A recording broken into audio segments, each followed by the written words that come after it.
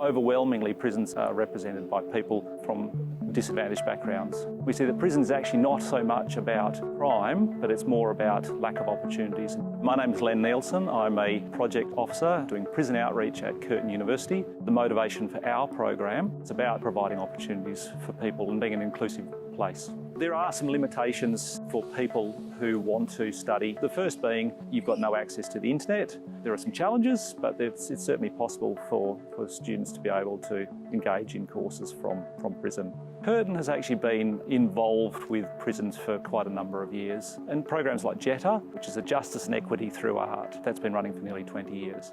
The JETA program offers art degrees to people who are incarcerated starting with an associate degree. Not only is there a goal of engaging with education, I guess it's also about offering people an opportunity to do something different with their lives. This program has evolved so much over the years. We've started to create a real community around the sort of student cohort. Myself and other staff members in our area in the JETA course go and do one-on-one or group visits at each of the facilities where we have JETA students.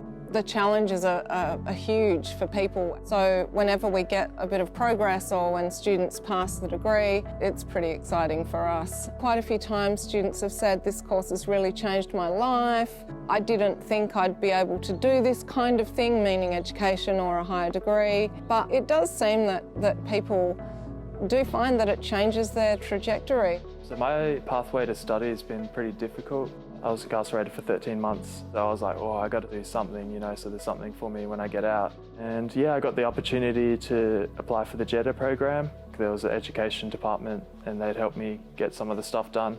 But it was pretty difficult because there wasn't a whole lot of inspiration to draw on. When I got out, there was a really difficult period where I couldn't afford supplies. And I was talking to the JETA tutors and they came in the next day and brought in a whole bunch of supplies for me to use. So yeah, I felt really supported. One of the things we do is about increasing the opportunities for people within prison to be able to even consider education. We actually run enabling programs in a couple of prisons, like the UniReady program. UniReady is a program that offers a second opportunity for students who haven't done their ATAR or formal education up to the equivalent of Year 12, the opportunity to reskill themselves, upskill themselves and actually connect with us at university by taking part in their undergraduate programs. We do have staff, teachers, educators that actually go in and work with the students. We believe at UniReady that everyone should have a stronger social justice commitment. We're not able to get to teach our students every day as you would in a formal environment, so we need to intersperse or punctuate their learning with peer facilitators or tutors to help those students along the way. I'm a UniPass facilitator for the Boronia Pre-Release Centre for Women. I felt motivated to work in Boronia because, I was stepping out of my comfort zone to go and work with these students that may have not had the opportunity to begin with. We have a chat about the topics and get them familiar with the content and just practicing using the skills that they need to know. The feedback that I've received is knowing that they're excited for me to come in each week and knowing that they're doing really well. One of the things we try to do is to get student volunteers, and so the volunteer programs we run, we do a resume program at Boronia Pre-Release Prison across the road. We've also been running a program in conjunction with an organisation called Dismantle, working with some kids who have come into contact with the criminal justice system.